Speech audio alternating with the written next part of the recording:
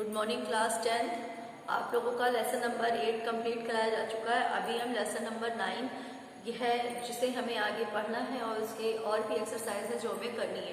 तो आपका lesson number है 9 और लेसन नेम है सामान्य रोग, कारण और उनकी रोकथाम। ये सामान्य रोग होते कौन से हैं, पहले तो हम इसके बारे में जानेंगे।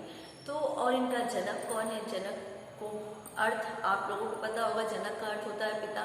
तो इन जो सामान्य रोग हैं ये कहाँ से आते हैं, कैसे आते हैं, इसके बारे में आज हम पढ़ेंगे। तो चलिए आप लोग अपनी बुक ओपन करिए।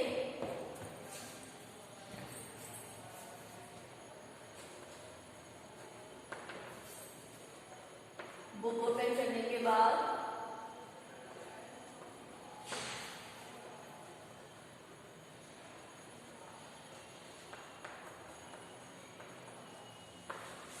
लेसन नंबर 9 आपका लेसन है, नंबर है 9 और लेसन नेम है आपका सामान्य रोग, कारण, लक्षण,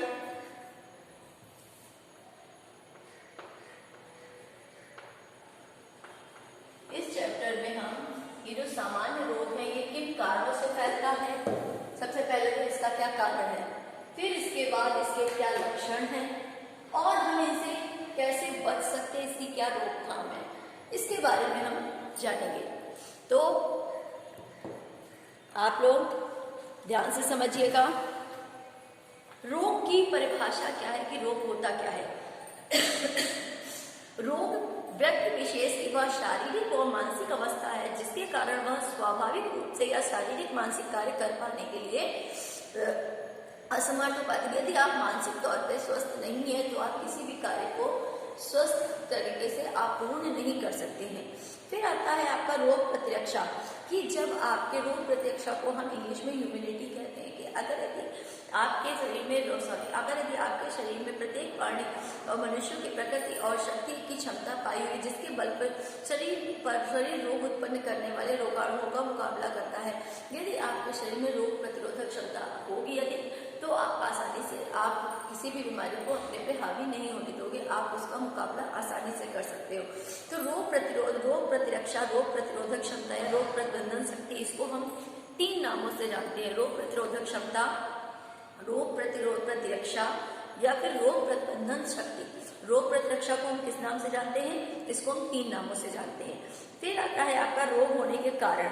रोग होने के अनेकों कारण हैं, इसमें से कुछ निम्नलिखित है, कुछ कॉमन है, जो ज्यादातर शरीर के किसी अंग पर विशेष गहरी चोट लग जाने अथवा अंग सदैव के लिए बेकार हो जाता है, जैसे कान में चोट लगना। जैसे मान लिया आपके किसी अंग में कान में चोट लगी तो आप हमेशा के लिए बहरे हो जाते हैं। पैर में चोट लग जाती है, सूजन आ जाती है, लक्षण प्रकट होते हैं। सिर में चोट लगने से कभी कभी आंखों की रोशनी भी लुप्त हो जाती है या चली जाती है। मस्तिष्क में चोट लगने से पक्षघात होता है, उसकी याददाश्त पर इसका बहुत ही गहरा प्रभाव पड़ता है। फिर असंतुलित भोजन, शरीर में रोग, असंतुलित भोजन जो होता है वो भी रोग में असंतुलित भोजन से भी मनुष्य के शरीर का विकास रुक जाता है। फिर आता है भोजन में विटामिन की कमी। यदि आपके भोजन में विटामिन की कमी होगी, जैसे विटामिन ए की कमी होगी, तो आपको कौन सा रोग होता है, विटामिन ए से, विटामिन बी से, बेरी सी से, स्कर्वी, डी से सूखा रोग। तो इस तरह के विटामिन, तो आपको अपने दैनिक भोजन में विटामिन को जरूर शामिल करना चाहिए क्योंकि जब आप भोजन में आयरन, प्रोटीन, कैल्शियम, ये सारी चीजें पर्याप्त मात्रा में लेते रहोगे तो आपकी बॉडी पूर्ण रूप से स्वस्थ रहेगी। फिर आ जाता है रोगजनक जीवाणु। अब रोगजनक जीवाणु कहते किसे हैं, जनक में तो पिता होता है, यहाँ पर रोगजनक क्यों कहा गया है, क्योंकि कोई भी जो जीव होते हैं उनका कहाँ से आते हैं, तो कुछ ऐसे जीव हैं जिन्हें हम रोगजनक जीवाणु कहते हैं, जैसे कि मच्छर, कीड़े मकोड़े, सांप, बिच्छू आदि काटते ही रोग के लक्षण उत्पन्न हो जाते हैं। फिर आता है संक्रामक रोग के लक्षण। संक्रामक रोग के लक्षण इस प्रकार से हैं, जैसे शरीर तापमान आपका एकदम से बढ़ जाता है। संक्रामक रोग वो है जैसे कि एक व्यक्ति से दूसरे व्यक्ति में संक्रमण होना, उसे हम संक्रामक रोग कहते हैं। बेटा बहुत ज़्यादा मैं पूरा बुक का नहीं रीड कर रही हूँ, मैं आपको टॉपिक को एक्सप्लेन कर रही हूँ, बाकी जो अंदर का मैटर है पूरा उसे आप बुक से अच्छे से रीड करिएगा, मैं उसे एक्सप्लेन कर रही हूँ केवल।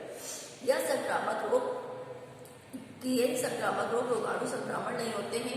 टीबी अलग होता है, उदाहरण के लिए चेचक का रोगाणु अलग था, टीबी का रोगाणु अलग होता है। रोगाणु में इस भिन्नता के कारण ही प्रत्येक संक्रामक रोग के लक्षण की परेशानियां भिन्न भिन्न हो जाती हैं। जब आपके लक्षण अलग अलग हो जाते हैं तो उसकी परेशानियां भी भिन्न भिन्न हो जाती हैं। अब संक्रामक रोग के लक्षण क्या क्या हैं कि आप किस तरह से पहचानेंगे कि इस व्यक्ति को संक्रमण हुआ है या किसी चीज से संक्रमित है। तो पहला टॉपिक आता है शरीर का तापक्रम बढ़ने लगता है, जो भी आपकी बॉडी टेम्परेचर है वो आपका बढ़ जाता है। फिर ठंड लगना, आपको अधिक ठंड लगने लगती है, शरीर में दर्द, स्राव होना, शरीर में दाने निकलना, तो ये सारे लक्षण हैं आपके संक्रामक रोग के। फिर आप संक्रामक रोगों की रोकथाम के लिए कौन सा उपाय करेंगे। संक्रामक रोगों की उपाय ये तो हो गए लक्षण, अब हम ऐसा क्या उपाय करें कि संक्रामक रोग फैल ही ना सके। तो इसके लिए हमें किसी भी संक्रामक रोग के फैलने की आशंका होते ही तुरंत निकटतम स्वास्थ्य अधिकारी, स्वास्थ्य विभाग अथवा एक जिम्मेदार योग चिकित्सक को सूचित करना चाहिए। अगर भी आपको आशंका हो रही है कि कोई व्यक्ति बीमार है, कुछ ऐसा है, संक्रमित है, तो सबसे पहले आपको किसी चिकित्सक को से परामर्श लेना चाहिए या फिर उसके पास आपको जाना चाहिए। फिर आता है आपका किसी भी व्यक्ति में यदि कोई संक्रामक रोग हो जाए तो समूह से अन्य व्यक्तियों के संपर्क में नहीं आना। यदि किसी व्यक्ति को किसी प्रकार का संक्रामक रोग हो गया है तो उसे अन्य व्यक्तियों के संपर्क में नहीं आना चाहिए, उन्हें अन्य व्यक्तियों से दूर रहना चाहिए। फिर संक्रामक रोग से बचने के लिए उसे रोग प्रतिरोधक रोग प्रतिरक्षा विकसित कर औषधियों की खोज करनी है। टीबी टीके इंजेक्शन के माध्यम से, यदि आप दवा करने में असमर्थ है तो हमें टीके और इंजेक्शन की सहायता से हमें दवाइयां दी जाती हैं। फिर आता है यदि संक्रामक रोग संबंधित रोगाणु के व्यक्ति में शरीर में प्रवेश कर जाते तो इस स्थिति में यदि वातावरण में व्याप्त रोगाणु को अधिक से अधिक नष्ट करने के उपाय कर लिए जाए तो निश्चित रूप से संबंधित संक्रामक रोग को नियंत्रित किया जा सकता है। स्वास्थ्य विभाग तथा चिकित्सा शास्त्र के रोगाणु नाशक के विधानों की खोज कर ली है।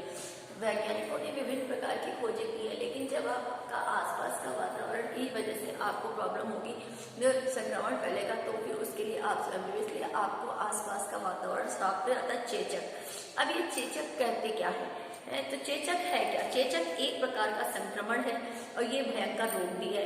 यह कुछ समय पूर्व तथा कुछ समय बाद तक रहता है और ये बहुत ही कष्टदायक होता है।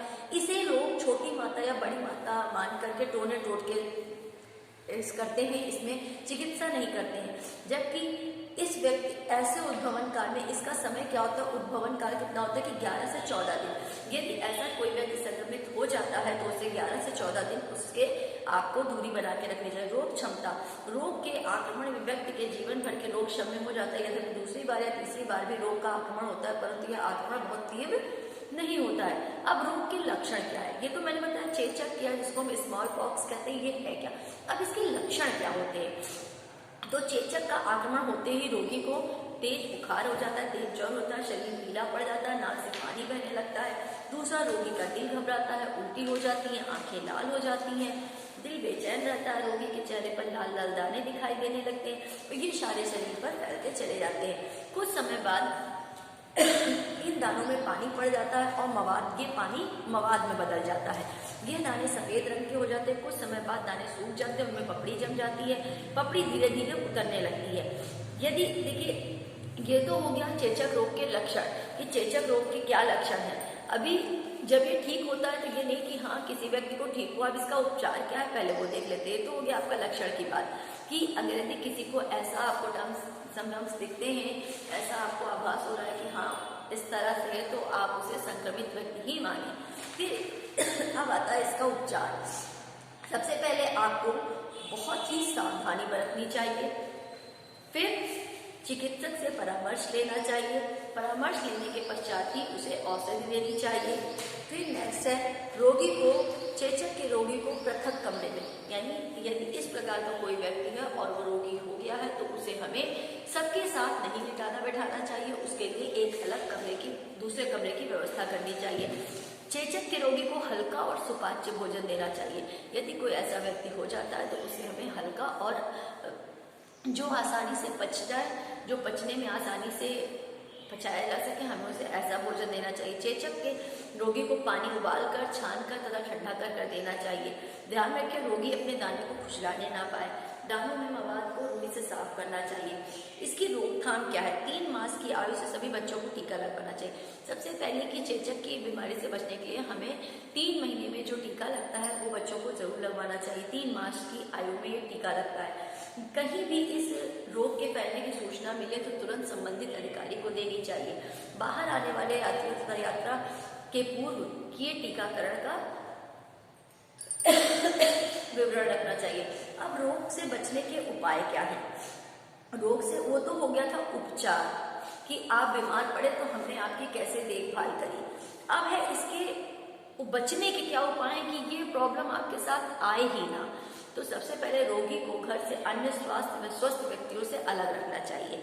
दूसरा, चेचक के रोगी को मल, मूत्र, थूक, वमन आदि को भूमि में दबा देना चाहिए। ऐसे व्यक्ति को थूकना, टॉयलेट करना या फिर वो पॉटी मतलब उसको खुले में नहीं करना चाहिए, उसको मिट्टी में दबा दें, क्योंकि उसके जीवाणु बहुत ही आसानी से दूसरे व्यक्ति के शरीर में प्रवेश कर जाते हैं। फिर आता है तीसरा, चेचक निरोधी टीका लगवाना चाहिए। जो चेचक निरोधी इंजेक्शन टीका लगता है वो हमें लगवाना चाहिए।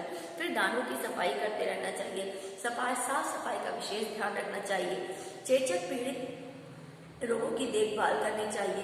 परिचारिका को रोगी की संपूर्ण सुरक्षता का ध्यान रखना चाहिए और इनकी जटिलताओं के बारे में जानकारी होनी चाहिए। तो आपने चेचक में देखा, एक कहते हैं कि अक्सर आपने सुना होगा कि हाँ हमको छोटी माता निकल आई, बड़ी माता निकल आई। दरअसल ये कुछ लोग इसको स्मॉल पॉक्स, चिकन पॉक्स इस तरह से भी बोलते हैं। तो बेटा ये एक तरह की बीमारी है। अगर यदि हम इसका समय रहते इलाज कर लेंगे और जो भी प्रिकॉशंस हैं वो हम लेते रहेंगे तो ये आपके पूर्ण ही संक्रमित करेगी। फिर इसके बाद आता है चिकन पॉक्स।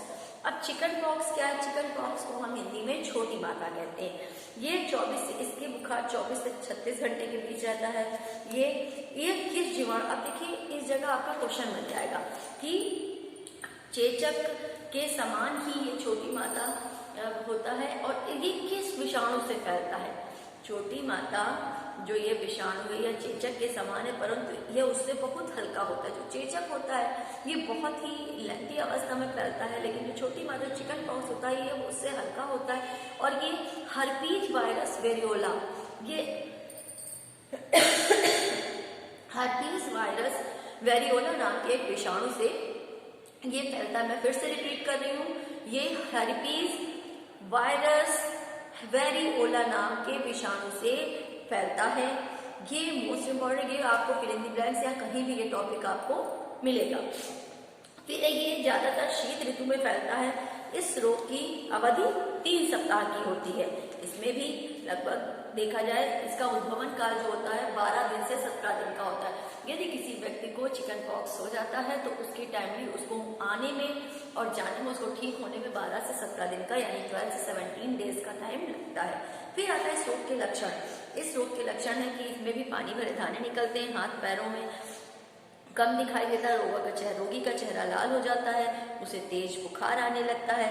यह 4-5 दिन तक रहता है, उसके ऊपर पपड़ी जम जाती है। 6-7 दिन के बाद ये पपड़ी छूटकर गिरने लगती है।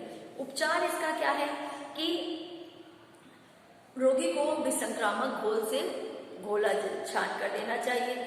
जो रोगी है उसे विसंक्रामक घोल से धोना चाहिए। विसंक्रामक घोल बना करके हमें उससे रोगी के शरीर को धोना चाहिए। फिर रोगी के दाने को ना खुजलाने देना चाहिए। फिर इसके बाद आता है चेचक और छोटी माता में क्या अंतर है, क्योंकि अभी ज्यादातर लोग इनको एक ही समझते हैं। चेचक और छोटी माता दोनों एक नहीं है, दोनों अलग अलग चीजें। अब इन दोनों में क्या अंतर है वो आप देख लीजिए। चेचक में दाने निकलने से पूर्व तेज ज्वर आता है। जब ये दाने निकलते तो उनसे पहले तेज ज्वर आता है, जबकि छोटी माता में दाने निकलने के बाद में तेज ज्वर आता है। चेचक तीसरे-चौथे दिन दाने निकालते हैं, इसमें छोटी माता में पहले दिन से ही दाने निकल आते हैं। चेचक में ज्वर यानी बुखार, सिर दर्द, पीठ, वमन इस तरह के लक्षण होते हैं और छोटी माता में ऐसा कोई लक्षण नहीं होता है। चेचक में इन दोनों के अनुसार ज्वर में वृद्धि, चेचक में मनुष्य के शरीर का तापक्रम बढ़ने लगता है, उसके जो बुखार में वृद्धि होती है, जबकि छोटी मात्रा में ऐसी कोई वृद्धि नहीं होती है। यह सारे शरीर पर एक साथ दाने निकल आते हैं और छोटी मात्रा में बारी बारी से प्रत्येक अंगों पर दाने निकलते। तो ये तो हो गया दोनों में अंतर। अब इसके बाद आती है आपकी मेजल्स यानी खसरा। तो खसरा भी एक प्रकार का संक्रामक रोग है। यह रोग बच्चों में अधिक होता है। यह इतना घातक होता है कि बच्चों की आंखें और गुर्दे भी खराब कर देता है। इस रोग के लक्षण हैं कि रोगी को ठंड लगती है, ठंड के साथ बुखार आता है, बेचैनी होती है, आंखें लाल पड़ती हैं, छींकें आने लगती हैं और रोगी को सारा शरीर धीरे धीरे लाल पड़ने लगता है और 4-5 दिन में दाने मुरझा जाते हैं और ज्वर उतर जाता है। अब इसका उपचार क्या है? खसरा के रोगी को दूसरे कमरे में रखना चाहिए, रोगी को हवा और ठंड से बचाना चाहिए, रोगी को हल्का भोजन, दूध और मुनक्का देना चाहिए, रोगी के बिस्तर पे मुलायम और नरम होना चाहिए। जो खसरे का रोगी होता है उसका बिस्तर नरम और मुलायम होना चाहिए। फिर इसके बाद आता है डिप्थीरिया। डिप्थीरिया क्या है? डिप्थीरिया एक रोगी का अत्यंत भयंकर प्राणनाशक संक्रामक रोग है। यह रोगी को प्रायतः छोटी आयु के बच्चों में अधिकतर होता है। यह रोग शरद ऋतु यानी ठंड की ऋतु में अधिक आता है। इसका जीवाणु गले की नसिका में श्वास नली में प्रवेश करके रोग उत्पन्न। ये जो डिप्थीरिया है ये गले के माध्यम से आपके श्वास नली में प्रवेश कर जाता है। तो ये आपके गले में इसका उद्भवन काल 1 से 3 दिन का होता है। या कि इस रोग के किस बैक्टीरिया किस विषाणु से फैलता है? ये कारिने बैक्टीरियम डिप्थीरी, कारिने बैक्टीरियम डिप्थीरी नामक बैक्टीरिया द्वारा फैलता है। इस रोग के रोगाणु का क्या नाम है? कारिने बैक्टीरियम डिप्थीरी नाम के विषाणु से ये बैक्टीरिया उत्पन्न होता है। यह बैक्टीरिया रोग के गले नसिका श्वास नली में एकत्र होकर विष फैलाते हैं और आसपास की कोशिकाओं को मृत कर देते हैं। इस विष से रोगाणु तीव्रता से बढ़ते हैं, जैसे रोग इसके लक्षण हैं कि गले में दर्द होता है, खांसी आने लगती है, गले की लसिका ग्रंथि बढ़ जाती है, गले में सूजन आना, लसिका ग्रंथियों का बढ़ जाना, स्वर यंत्र प्रभावित होना, सांस लेने में कठिनाई, हृदय की मांसपेशियों में निष्क्रिय हो जाता है, कभी कभी शरीर के किसी भाग पर लकवा मार जाता है जिसको हम पैरालिसिस का अटैक कहते हैं। अब इस रोग से बचने के क्या कारण है? तो इस रोग से बचने के कारण है कि इस रोग के लक्षण जैसे ही बच्चों में दिखाई दे उसे तुरंत, देखिए जो भी ये संक्रमण रोग है इसमें एक चीज कॉमन होती है कि हम रोगी को दूसरे कमरे में रखते हैं। फिर दूसरा, रोगी के आसपास का वातावरण शुद्ध रखना चाहिए, नाक के पास यूक्तित्या का तेल लगाना चाहिए, रोगी का उपचार करना चाहिए, उसके बाद उसे टीके लगवाने चाहिए, रोगी के कान और गले में कीटाणुनाशक लोशन के घोल बर्तन में डालकर उसे साफ करना चाहिए। तो इस प्रकार से हम रोगी की देखभाल करते हैं। फिर आता है कुकुर खांसी। कुकुर खांसी को हम काली खांसी के नाम से जानते हैं। यह रोग भी अक्सर विशेषकर बच्चों का रोग है। यह रोग बार्डेटेला पर्टुसिस नाम के जीवाणु द्वारा फैलता है। यह कुकुर खांसी को फैलाने वाले जीवाणु का क्या नाम है? देखिए यहाँ पे क्वेश्चन बन गया कि कुकुर खांसी को फैलाने वाले जीवाणु का क्या नाम है? बोर्डेटेला पर्टुसिस, ये कुकुर खांसी फैलाने वाले जीवाणु का नाम है। तो इसे आप लोग अंडरलाइन कर लीजिएगा। फिर इसके बाद है कि इसका उद्भवन काल 1 से 2 सप्ताह तक रहता है। सबसे पहले कोई भी रोग आता है तो उसका टाइमिंग क्या होती है? तो हर एक की अपनी अलग समय चक्र होता है। इसका कारण है कि रोगी के व्यक्ति में थूक, बलगम, नाक में श्राव होने लगता है यानी रक्त श्राव, उसको ब्लड आने लगता है। रोगी को कपड़े तौलिया का अलग रखना चाहिए। इसके लक्षण है कि रोगी को प्रारंभ में हल्का ज्वर, बेचैनी, सर्दी जुकाम अधिक होता है, खांसी का दौरा पड़ता है, जबकि खांसी तो लगातार 5-5 मिनट तक। फिर इसके बाद आप देखिए टिटनेस, क्षय रोग और आपका इन्फ्लुएंजा, मलेरिया, डेंगू बुखार, हेपेटाइटिस, फाइलेरिया, पीत ज्वर, चिकनगुनिया। तो इस चैप्टर को आपको मैंने यहाँ तक पढ़ाया है कुकुर खांसी टिटनेस तक। तो अभी आगे का चैप्टर हम अपने नेक्स्ट वीडियो में शेयर करेंगे। यहाँ तक आप अच्छे से पढ़िएगा और पढ़ने के बाद इसे रीड करिएगा। Okay class 10, thank you so much.